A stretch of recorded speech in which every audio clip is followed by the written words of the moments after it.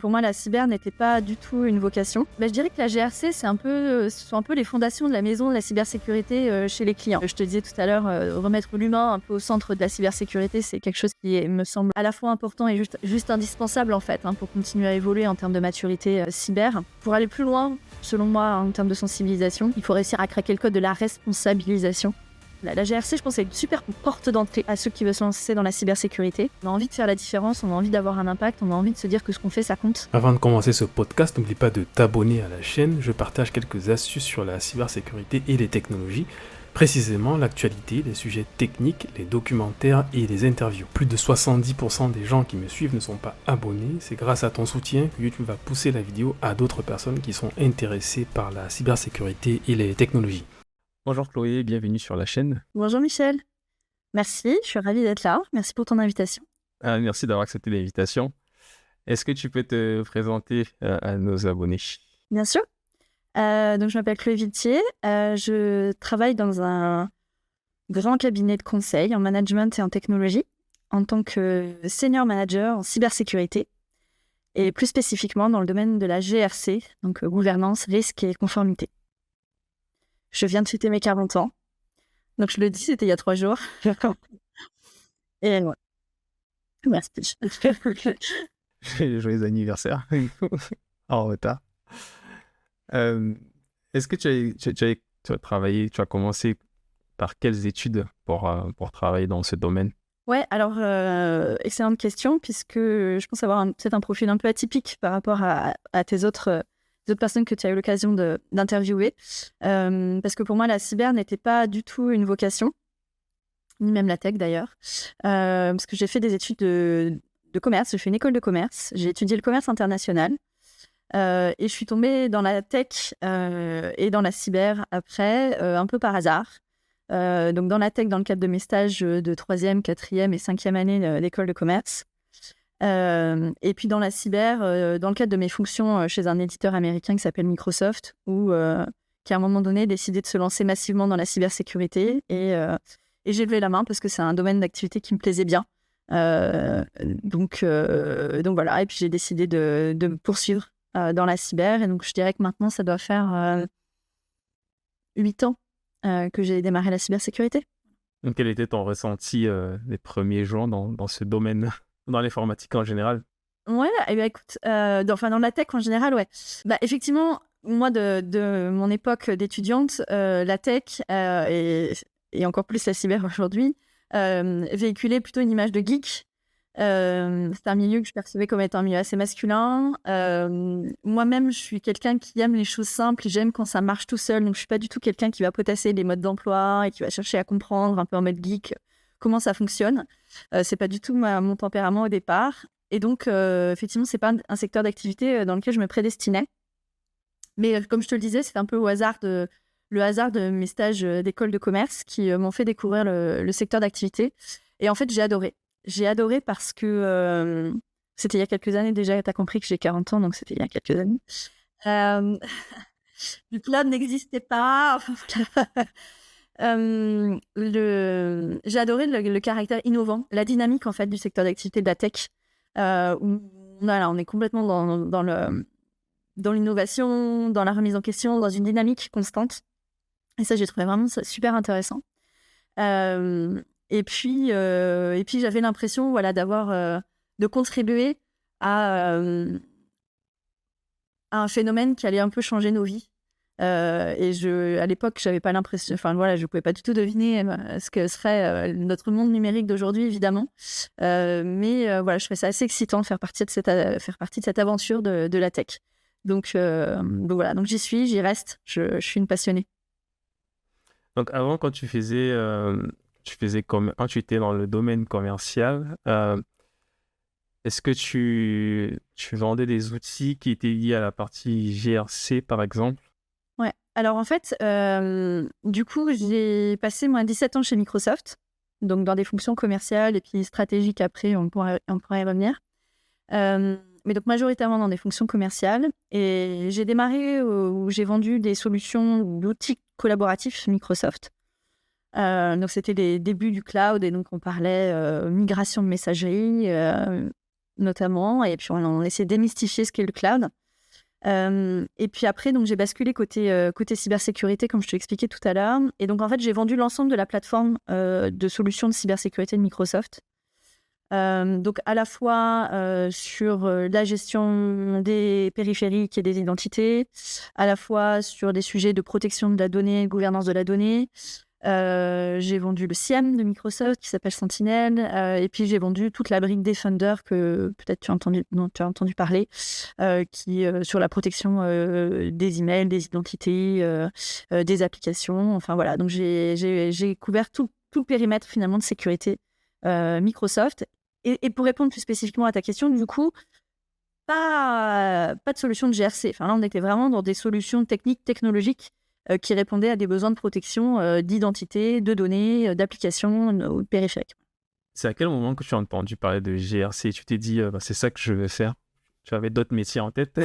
Ouais, et ben écoute, en fait, donc j'ai décidé de quitter Microsoft il y a quelques mois avec la volonté de faire du conseil en cybersécurité.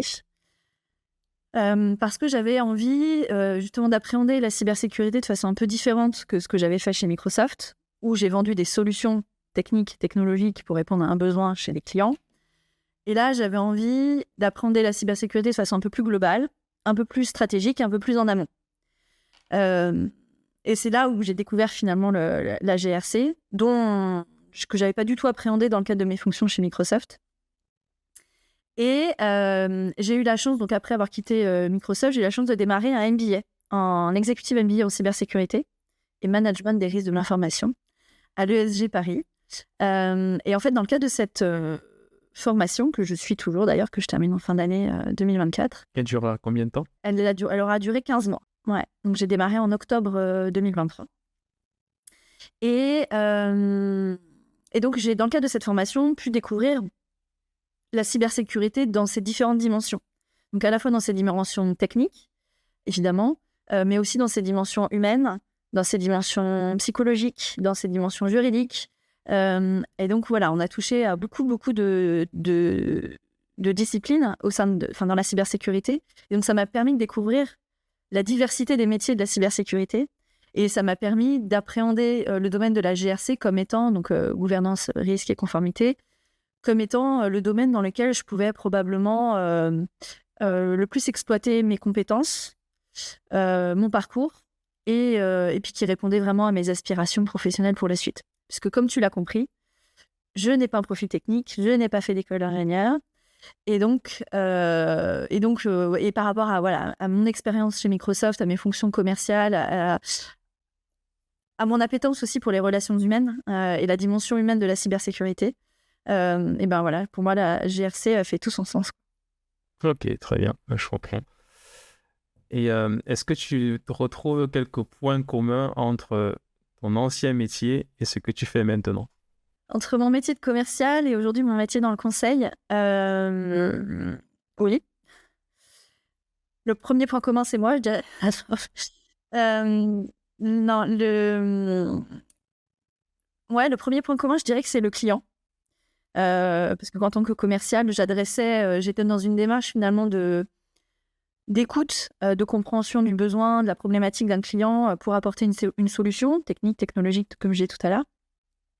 Donc ça, c'est dans mes fonctions commerciales.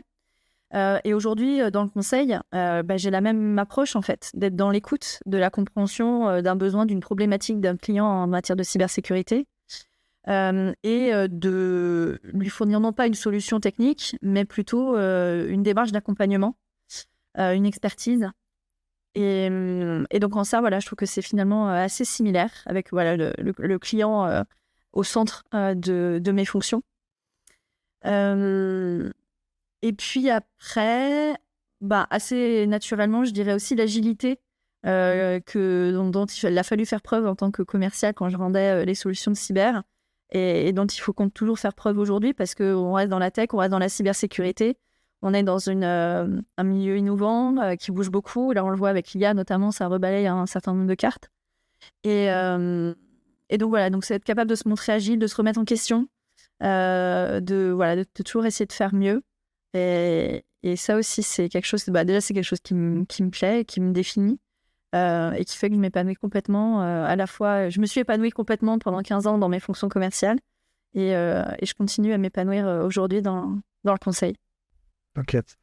À quoi ressemble une journée de quelqu'un qui travaille dans le conseil comme toi? Ça ressemble à quoi ta journée de travail? Alors, ma journée de travail dans un cabinet de conseil en cybersécurité, je dirais qu'il n'y a pas de journée type, et c'est d'ailleurs aussi pour ça que j'adore ce métier, c'est que les journées sont très différentes les unes des autres, très variées.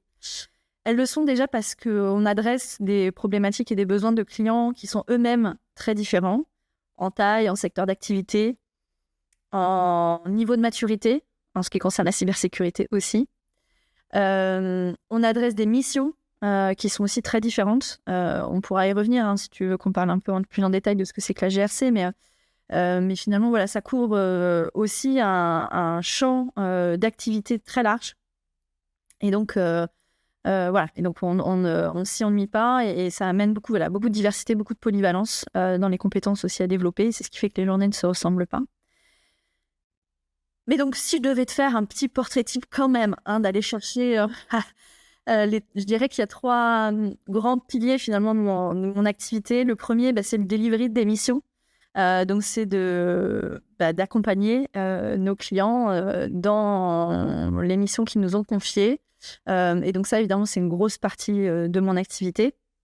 Ce que j'adore faire d'ailleurs, parce que ça me permet d'être vraiment dans l'opérationnel, dans la réalité de ce que sont aujourd'hui les enjeux de la cybersécurité chez nos clients. Ensuite, j'ai un deuxième volet qui est le volet commercial, tu vois, parce que je fais pas ça par hasard. Et comme voilà, ça se recoupe. Donc, je peux capitaliser un peu sur mon expérience, mes compétences là-dessus. Donc, volet commercial, je réponds à des appels d'offres, je rédige des propositions commerciales, je fais des soutenances pour venir expliquer un petit peu notre approche et notre proposition de valeur. Et le troisième pilier, je dirais, c'est le pilier beaucoup plus humain et managérial dans la gestion, l'animation, la gestion de l'équipe, du staffing de l'équipe et de son développement. Et ça, c'est aussi un truc qui me tient particulièrement à cœur et que je trouve passionnant dans le domaine du conseil parce que, en tout cas chez Bearing Point, mais je suis sûre que c'est le cas aussi ailleurs, il y a une vraie démarche d'accompagnement, de formation et de développement des compétences des collaborateurs, des consultants. Et donc, il y a une part importante aussi du temps que nous passons à nous former. Et c'est évidemment juste indispensable, en fait, dans le secteur d'activité dans lequel nous évoluons, qui est tellement dynamique qu'il faut effectivement constamment construire notre expertise et se former pour être toujours à l'état de l'art, finalement, de ce qu'est la cybersécurité. Voilà. Ça te plaît? Elles te plaisent, mes journées? Ça fait des longues journées, ouais. Voilà. Ok. Ça te plaît? Elles te plaisent, mes journées? Elles sont intéressantes. Très intéressantes. Ça fait des longues journées. Ça fait des longues journées, ouais. Ça fait des longues journées. Ouais. Je voulais revenir sur la partie dans GRC, du coup, pour présenter un peu ce que c'est, parce qu'il y a des gens qui nous suivent et qui ne savent pas exactement ce que c'est la gouvernance, les risques et conformité. Ouais. Est-ce que tu peux présenter un peu ce métier, les enjeux, pour que les gens comprennent un peu l'importance de la partie GRC? Oui, bien sûr. Je dirais que la GRC, ce sont un peu les fondations de la maison de la cybersécurité chez les clients. Ce sont les premières actions, les premières questions qu'il faut se poser quand on a envie d'améliorer sa posture de cybersécurité. Et donc, ce sont vraiment des réflexions amont qui vont permettre derrière de définir une stratégie et puis de mettre en place des solutions et des process et former les collaborateurs, etc. Donc, c'est le début c'est le premier maillon de la chaîne. Et donc, qu'est-ce qu'on fait quand on fait de la GRC? Eh bien, on va faire différents types d'activités, notamment d'abord essayer de comprendre ce qu'est le métier du client. Parce que la cybersécurité est au service du business, est au service de l'activité propre de l'entreprise pour la protéger, cette activité, pour la faciliter et pour en assurer la pérennité. Donc, déjà, quand on fait de la GRC, on est avant tout intéressé à comprendre quels sont les enjeux métiers du client. Et une fois qu'on a compris ça, eh bien, on va pouvoir en dérouler un certain nombre d'activités plus spécifiquement cybersécurité, comme la définition d'une politique de cybersécurité, d'une stratégie de cybersécurité. On va réaliser des analyses de risque, où on va justement, sur la base de la compréhension du métier, des enjeux métiers, des assets critiques de l'entreprise, définir le niveau d'exposition à la menace et donc les risques encourus et comment on adresse ces risques, est-ce qu'on les accepte ou est-ce qu'on les mitige, enfin voilà, et comment est-ce qu'on va adresser ces risques-là. Et derrière, ça nous permet de dérouler un plan d'action aussi qui va nous permettre de mettre en place un certain nombre de solutions ou de faire évoluer des process ou de former des gens. On va aussi faire du pilotage en fait de grands programmes de cybersécurité chez les clients. On va faire de l'audit de maturité de cyber chez les clients pour comprendre sur la base d'un certain nombre de référentiels internationaux ou bien sur la base de réglementation. On parle beaucoup de DORA, de NIS2 en ce moment, qui sont des opportunités formidables d'améliorer son exposition, d'améliorer sa posture de cybersécurité et donc de diminuer son exposition au risque.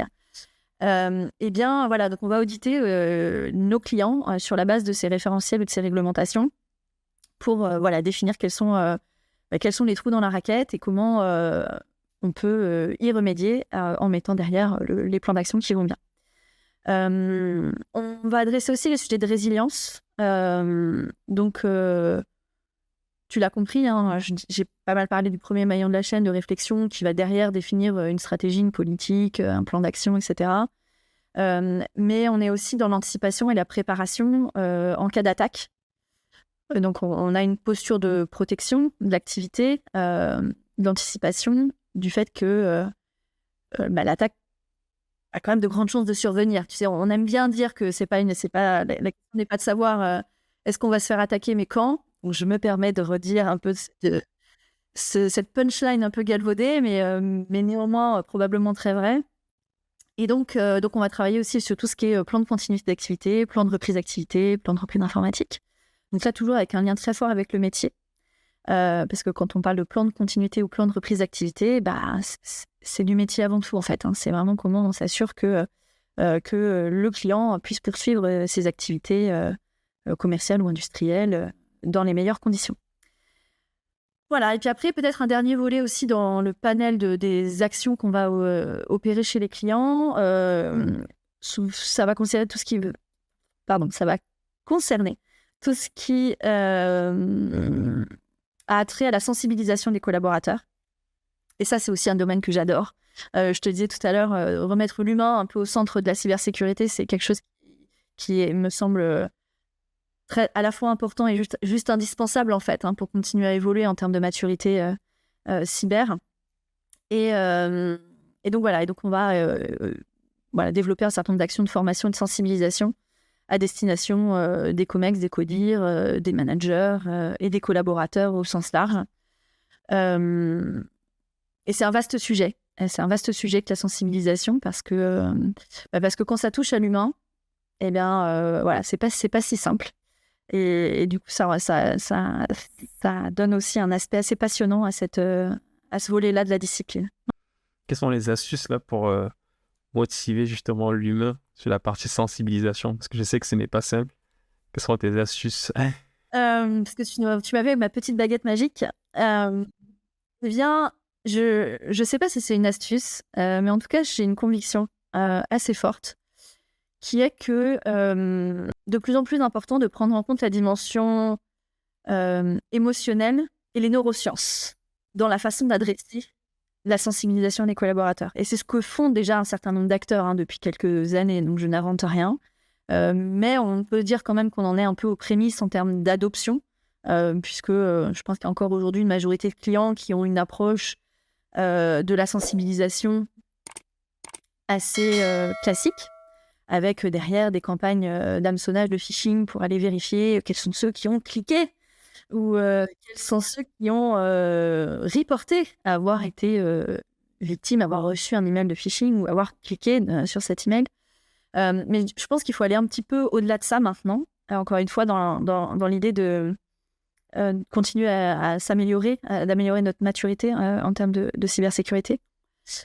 Parce que finalement, tu te rends compte que même toi et moi, Michel, qui sommes des experts peut-être en cybersécurité, eh bien, voilà, un jour un peu sous stress, un jour un peu fatigué, un jour un peu surbooké, eh bien, ça peut nous arriver aussi à nous de cliquer un peu par inadvertance sur un mail, sur une pièce jointe et de faire ce qu'on passe notre temps à longueur de journée de dire aux gens de ne pas faire.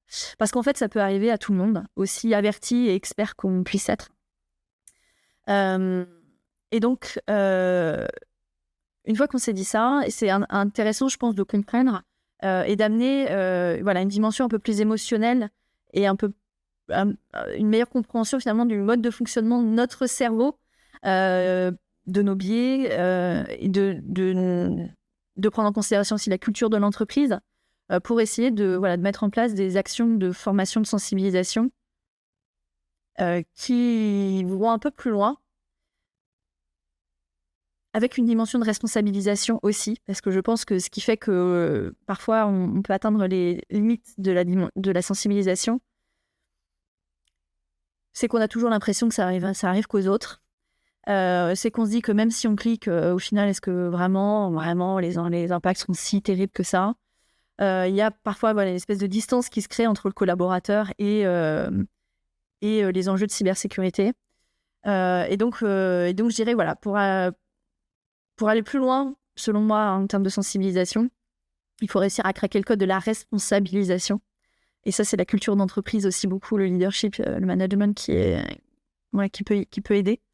Et puis elle se met dans une approche peut-être un peu plus immersive en prenant en compte, comme je te disais, le facteur émotionnel et les neurosciences pour être dans une approche d'initiation. Je lisais un bouquin, parce que j'ai eu des vacances très, très studieuses, sur le facteur émotionnel dans la cybersécurité, d'un auteur qui s'appelle Cyril Coelho, et qui parlait justement, pour aller plus loin de la sensibilisation, d'être plutôt dans une approche d'initiation et donc de prendre en compte la maturité émotionnelle des collaborateurs dans la définition des actions de sensibilisation, qui sont donc du coup par naissance, qui doivent donc être par définition être beaucoup plus customisées finalement pour essayer d'avoir un impact un peu meilleur.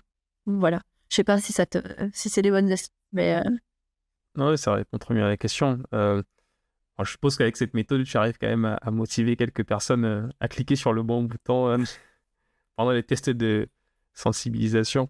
Ouais, écoute, en tout cas, je suis convaincue que cette approche et ces méthodes ont des résultats meilleurs et sont, c'est le sens de l'histoire en fait. C'est la façon dont, de toute façon, les choses ont évolué.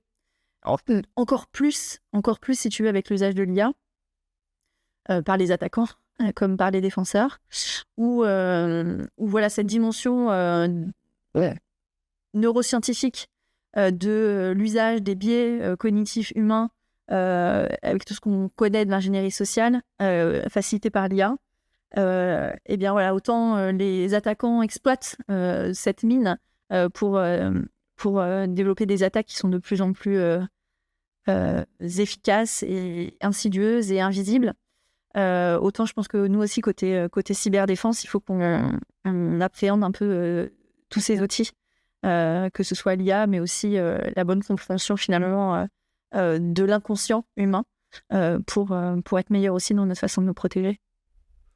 Ok, je vais revenir sur l'IA plus tard. Là, je voulais te demander, pour du coup, quelqu'un qui veut se lancer dans le conseil en GRC, quels sont les conseils que tu donneras à cette personne qui souhaite démarrer dans ce domaine? Eh bien, écoute, en fait, je pense que tu l'as compris parce que je l'ai pas mal répété, mais en fait, je pense que c'est important de dépasser l'image d'Épinal de la cybersécurité technique, un milieu de geek. Il faut avoir fait une école d'ingénieur, il faut savoir coder. Enfin, tu vois, le geek à capuche dans sa cave. Ouais. Il n'y a pas que des métiers techniques, hein. Moi, je le dis tout le temps. Donc, il n'y a pas que des métiers techniques. Il n'y a pas que, ouais, exactement. Il n'y a pas que des métiers techniques. Exactement. Et la GRC en est un bon exemple. Et donc, je pense que justement, si on a envie de se lancer dans la cybersécurité en ayant un profil un peu atypique, pas forcément technique, eh bien, on peut trouver des métiers dans la GRC, mais pas que. Il y en a d'autres aussi. Dans le juridique, dans le journalisme, enfin, il y a plein de domaines d'activité dans lesquels on a besoin de gens dans la cyber. Et donc voilà, et donc du coup, la GRC, je pense, c'est une super porte d'entrée à ceux qui veulent se lancer dans la cybersécurité. Et c'est aussi, je trouve, un moyen d'avoir un impact positif sur notre société numérique. Je pense que les jeunes qui nous écoutent, ou les moins jeunes, mais ont envie de plus en plus d'avoir cette notion d'impact, en fait. On n'est plus dans du métro, boulot, dodo. On a envie de faire la différence, on a envie d'avoir un impact, on a envie de se dire que ce qu'on fait, ça compte. Et je trouve que dans la cybersécurité, on a cette chance, c'est que ce qu'on fait, ça compte. Et ça, on accompagne, on aide des clients à se protéger. On lutte contre les méchants. Et voilà, et je trouve que c'est une approche qui est très valorisante. Et donc, on peut aussi sauver la planète et faire du RSE, mais on peut aussi faire de la cybersécurité pour faire de notre monde numérique un monde meilleur et plus sûr. Donc voilà, donc pour moi, la GRC, c'est un super moyen de rentrer dans la cyber pour des gens qui ont des profils un peu atypiques comme le mien. Ok. Par exemple, sur le R de GRC à la partie risque, est-ce que tu as des outils que tu utilises pour faire une analyse de risque, par exemple? Oui, alors en France, je dois dire qu'on utilise beaucoup la méthode EBIOS Risk Manager, EBIOS RM, de l'ANSSI, qui est à la fois tout à fait pertinente, qui a d'ailleurs été mise à jour récemment, de mémoire, très détaillée, enfin, tu vois, qui est une méthodologie très précise, et qui est à la fois très souvent plébiscitée par les clients, et à la fois répond très bien, en fait, aux enjeux de ce que doit être une analyse de risque. Donc, je dirais que c'est dans 99,9% des cas et la méthodologie qu'on utilise. Mais comme je te le disais tout à l'heure, au-delà de la méthodologie, une analyse de risque, c'est avant tout de comprendre les enjeux métiers, les assets critiques. Et c'est là où je trouve que c'est une activité que j'adore, d'ailleurs. J'adore faire les analyses de risque, puisque on positionne vraiment la cybersécurité comme étant un facilitateur, un protecteur, un facilitateur du business. Et moi, ça me permet à toujours, tu vois, par rapport à mon profil et mon parcours, de faire le pont entre de là où je viens, du business, et de là où je vais, la cyber. Donc, donc je trouve que c'est un exercice qui est top et qui est évidemment hyper connu et démocratisé dans les plus grandes organisations, qu'il est, je pense, un peu moins dans les PME. Et pour autant, c'est un peu la fondation de la maison de la cyber, comme je t'ai dit tout à l'heure.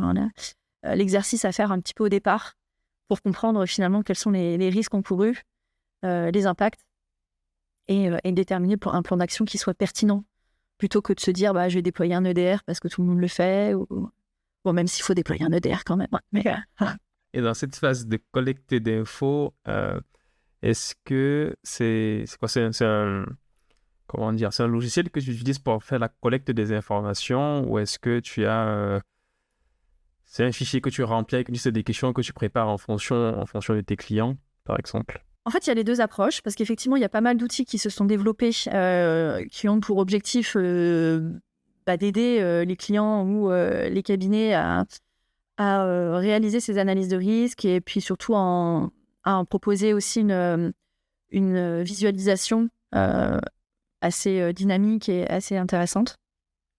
Après, c'est vrai que nous, on fonctionne quand même souvent plutôt avec notre tête et un peu moins avec les outils. Et donc, on est plutôt dans l'interaction, en fait, dans la compréhension des enjeux business avec les clients, et donc en atelier de travail, en workshop, en interview. On est un peu... c'est les bonnes méthodes efficaces qui fonctionnent. C'est efficace. Alors, je sais qu'il existe aussi plusieurs normes, ISO 27001, 27005. RGPD, NIS 1, NIS 2, il y en a tellement. Est-ce que tu maîtrisais toutes ces normes ou est-ce que tu t'es spécialisé sur un petit périmètre? Alors effectivement, donc ce sont des normes et des réglementations. C'est notre quotidien, hein, quand on fait de la GRC, donc quand on fait du conseil en cybersécurité et de la GRC plus spécifiquement, parce qu'en fait c'est notre rôle finalement d'être des experts sur ces sujets de normes et de réglementation, pour être capable d'en appréhender les enjeux, les critères, les conditions, et d'accompagner nos clients dans la bonne compréhension de ces enjeux et dans leur mise en conformité. Donc pour te répondre, oui, évidemment, ça fait partie de notre quotidien, c'est indispensable. Moi, à titre personnel, si c'est ta question, je ne les maîtrise pas toutes, mais c'est la richesse de l'équipe et du collectif, c'est qu'on est toute une équipe, et donc on a chacun effectivement des domaines de prédilection. Maintenant, concrètement, hein, pour te répondre, en ce qui concerne la réglementation DORA et NIS 2, c'est des sujets qu'on appréhende tous. On n'a juste pas le choix parce que c'est un sujet qui est extrêmement chaud, d'actualité, sur lesquels on est très sollicité par les clients et sur lesquels on va continuer à l'être. Donc là, pour le coup, c'est juste une obligation pour nous tous que de se former sur ces réglementations-là. Mais je dirais, sincèrement, quand tu fais de la GRC, c'est évidemment des certifications ISO 27001, ISO 27005 et BioCRM qui sont et donc toute la formation sur les réglementations RGPD, NIS 2, DORA qui sont obligatoires, essentielles. Ok, donc il y a une base à avoir et après les autres, c'est petit à petit qu'on peut. Les autres réglementations, c'est petit à petit, mais il y a une base à avoir, par exemple ISO 27001 ou 27005, je dirais. C'est ça. Oui, voilà. Alors après, c'est des bases, tu les as ou tu les développes quand tu travailles dans un cabinet de conseil, mais c'est évidemment, ce sont des bases à avoir parce que ça définit un référentiel international et donc une direction globale dans laquelle toutes les entreprises peuvent ou doivent aller. Après, par contre, c'est un renouvellement constant, hein, parce que, voilà, notamment dans les réglementations, les choses ne sont pas figées, elles évoluent beaucoup. NIS 2 étant elle-même la deuxième version d'une réglementation NIS qui a quelques années maintenant. Donc je dirais que c'est un travail continu pour le plus grand bonheur de nos clients.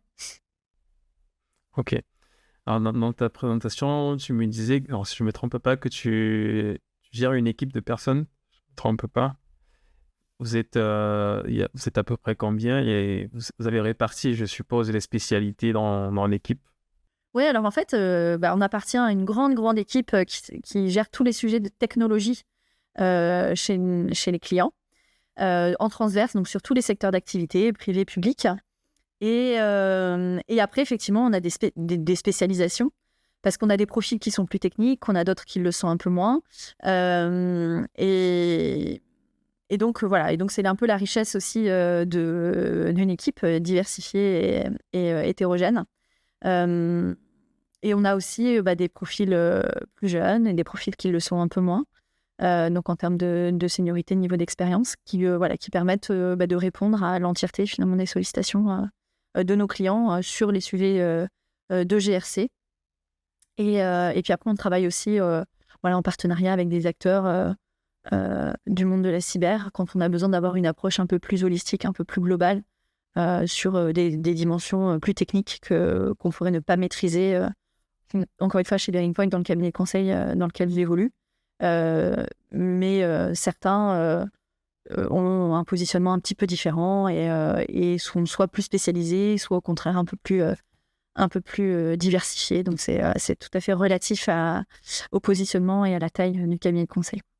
Bon, je sais que certains vont me poser la question, est-ce que vous recrutez des alternants? Voilà, c'est un vaste sujet, effectivement.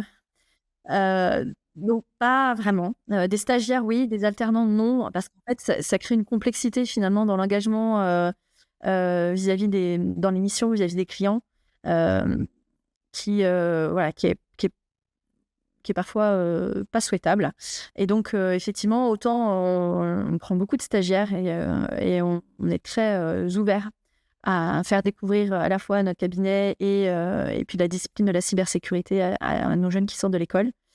Mais effectivement, sur l'alternance, c'est compliqué parce que quand on est en mission pendant 3 mois chez un client, eh bien, c'est assez compliqué d'avoir des périodes d'absence.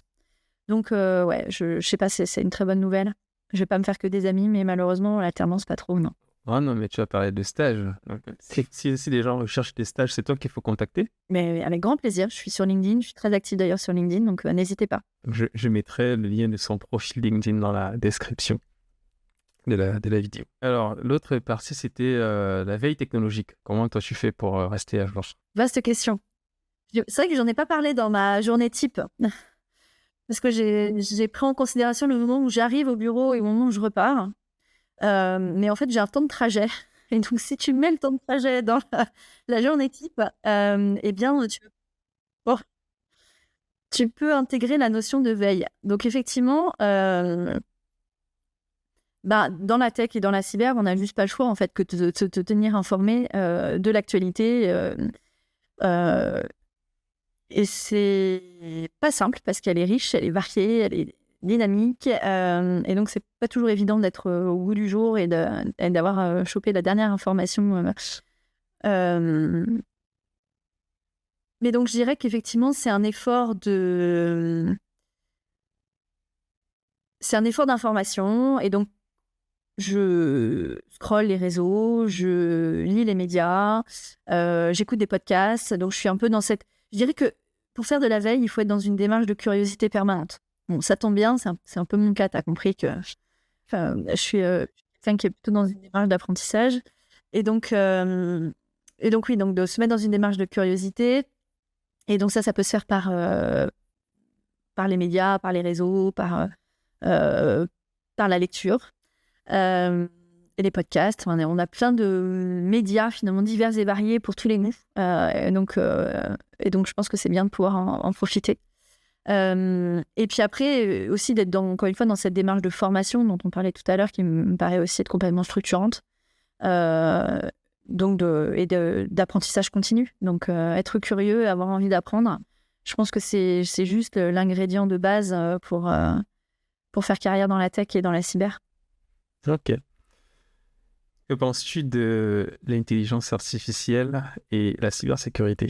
Moi, j'adore. Donc, comme je te le disais tout à l'heure, j'ai adoré me lancer dans la tech quand il a fallu parler de ce qu'était le cloud, qui était quand même la révolution dans les discussions et la façon de percevoir la technologie chez nos clients. Et donc là, maintenant, on parle d'IA. Donc, une nouvelle révolution. Et donc, je trouve qu'on est à un moment hyper excitant, finalement, de l'évolution de notre monde numérique, avec ses enjeux, ses risques, ses inquiétudes, ses opportunités. Donc, IA et cybersécurité. Je ne sais pas si je paraphrase Guillaume Poupard, ou lui-même paraphraser quelqu'un d'autre, qui disait que l'IA, c'est à la fois un remède et un poison pour la cybersécurité. Mais je partage complètement, évidemment, cette vision, puisque c'est une mine d'évolution de la cybersécurité, à la fois pour les attaquants, mais aussi pour les défenseurs. Donc, après, moi, je suis une éternelle optimiste. Donc, j'ai plutôt tendance à voir les opportunités de l'intelligence artificielle. Et je pense que c'est mon côté optimiste. L'humanité a toujours réussi à mettre un cadre, finalement, dans ses évolutions, ses révolutions. À l'époque, alors une époque que je n'ai pas connue, mais à l'époque de la révolution industrielle, elle a fait peur aussi, elle a inquiété, elle a posé beaucoup de questions.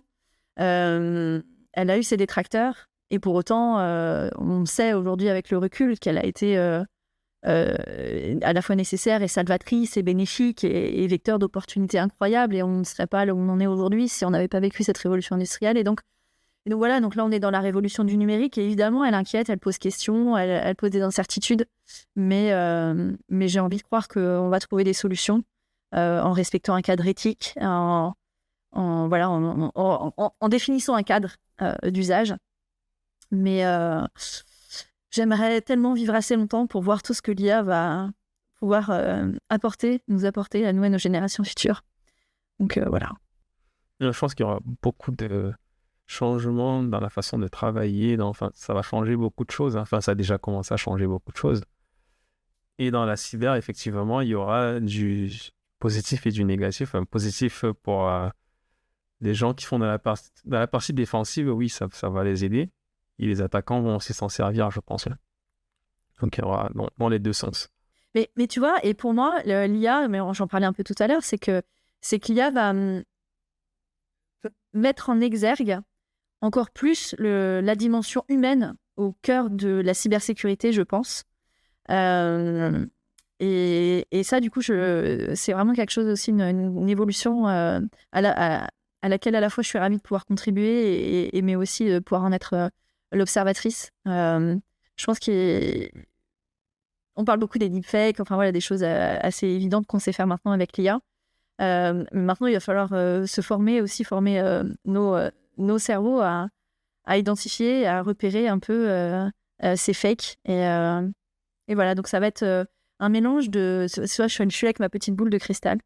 L'IA, l'humain, les neurosciences, ce sont les grands sujets d'avenir pour la cybersécurité. Oui, et dans tous les cas, je ne pense pas qu'on pourra tout automatiser avec l'IA. Il y aura toujours un humain qui va rester quelque part. Donc, c'est pas possible de tout automatiser. Mais clairement pas. Mais comme à l'époque de la révolution industrielle.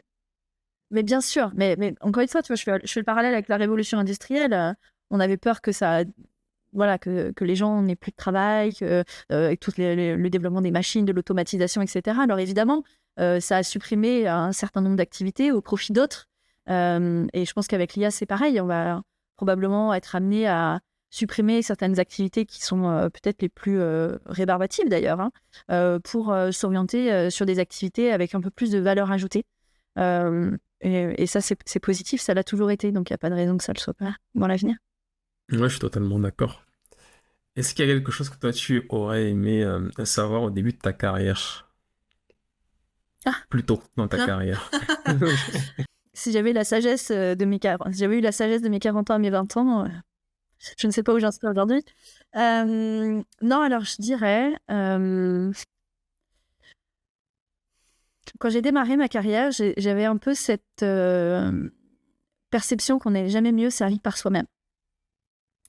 Tu vois, je suis l'aînée d'une fratrie de 4 enfants, donc j'ai toujours eu ce côté, voilà, on se gère, on se débrouille. Et encore une fois, on n'est jamais mieux servi par soi-même, donc on compte sur soi et on y va et on y arrive.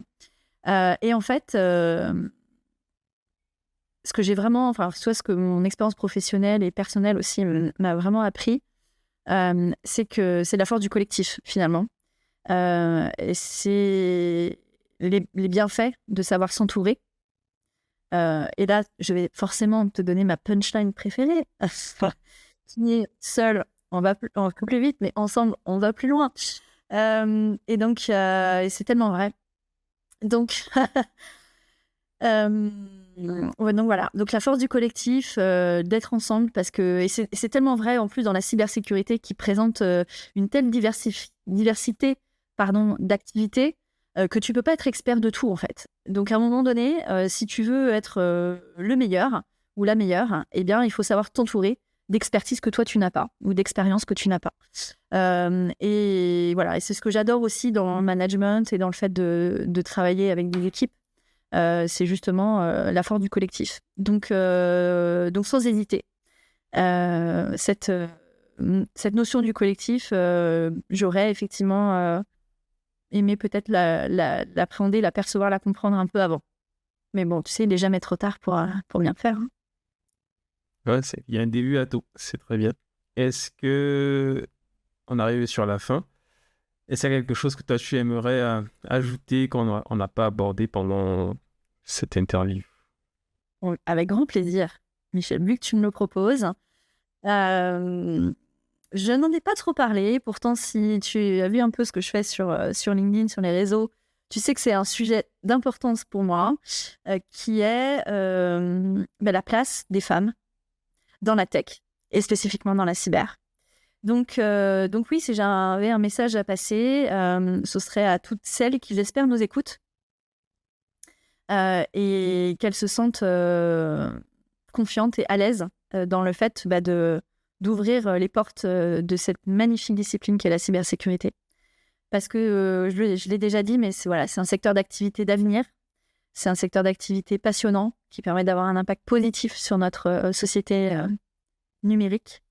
Et c'est un secteur d'activité dans lequel la diversité des métiers est telle qu'on peut trouver son bonheur, quel que soit là d'où on vient et les études qu'on a fait et le parcours qu'on a pu avoir.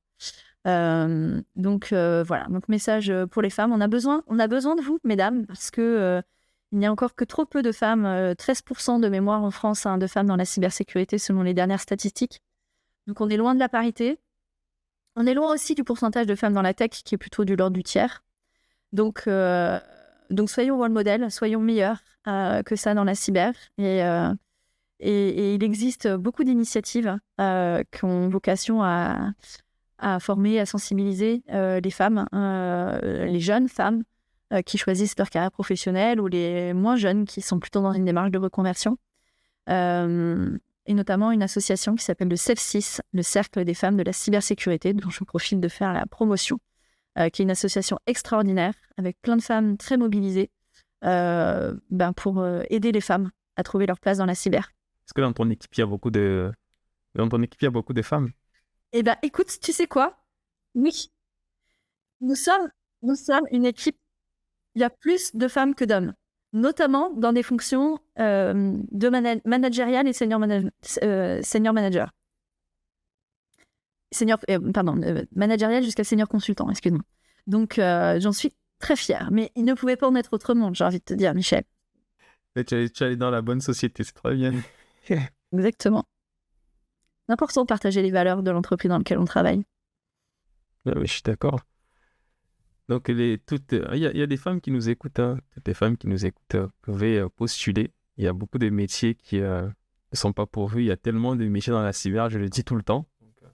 Il y en a tellement que... Mais tu sais qu'on a besoin d'hommes comme toi, Michel, qui passent aussi de ces messages à ton audience et à toutes les femmes qui peuvent nous écouter. Donc, merci. Merci aussi de t'en faire le relais. Avec plaisir, avec plaisir. Est-ce que tu as un livre à nous recommander dans la cyber ou dans le conseil au GRC? Bah écoute, je vais te reciter celui que je t'ai cité tout à l'heure, qui est le facteur émotionnel dans la cybersécurité, de Cyril Coelho, qui a vraiment pour vocation, que j'ai lu cet été, et donc je l'ai beaucoup en tête. Il n'est pas GRC, mais il est remettre l'humain au cœur du sujet de la cyber. Et cet auteur propose une approche que j'ai trouvée hyper intéressante, en fait, de travailler sur la matrice émotionnelle, sur une matrice de maturité émotionnelle des organisations. Et on en revient un petit peu au sujet de la sensibilisation dont je parlais tout à l'heure, ou pour aller un petit peu plus loin, finalement, dans notre façon de mesurer le niveau de maturité d'une organisation. Tu sais qu'on aime bien avoir des dashboards, des KPI, etc. Et bien, l'auteur propose aussi de rajouter cette dimension un peu plus humaine et émotionnelle à travers cette matrice de maturité. Et je trouve cette approche très intéressante. Donc, si ça vous intéresse, je vous invite à lire aussi ce livre. Je pourrais t'envoyer les coordonnées du bouquin et si tu veux les mettre aussi en commentaire. Oui. Je vais mettre dans la description, effectivement. Ouais. Ok, parfait. Donc, tu nous as donné ta punchline, ta citation préférée tout à l'heure. Tu vas ajouter une autre citation ou c'était... Ah, mais alors attends, pour que tu ne sais pas sur moi, Michel, c'est que j'en ai plein. Mais donc, celle que peut-être je pourrais donner comme mot de la fin est une que j'aime beaucoup et que j'ai déjà utilisée aussi dans un certain nombre de mes publications, qui est une citation de Gandhi. La différence entre le possible et l'impossible, c'est la détermination. Et je trouve que cette phrase, elle est à la fois tellement optimiste et tellement... elle a beaucoup de sens pour moi. Et j'espère beaucoup de sens aussi pour les gens qui nous écoutent, dans l'idée de se dire que il faut croire en soi, il ne faut pas se mettre de barrières, il faut oser. Et le chemin ne sera pas forcément toujours facile. Mais ce qui est sûr, c'est que à la fin, ça en vaut toujours la peine. C'est une note très positive. Merci pour cette citation. Ben, merci à toi, merci pour ton invitation. Et puis à très vite. Merci d'être venu, Chloé. Merci beaucoup. Merci Michel, à bientôt. Et à bientôt.